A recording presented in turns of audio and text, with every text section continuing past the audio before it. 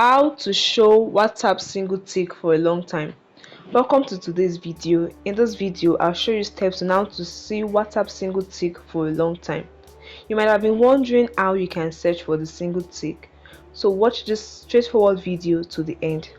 Alright, so long press the WhatsApp app and click on app info.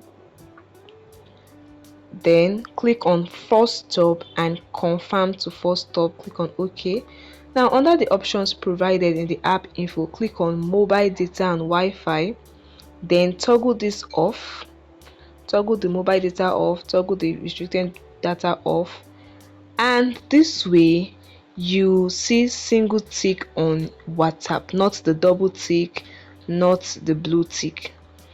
So I hope you find this video helpful. Do well to like, share and subscribe for more useful video.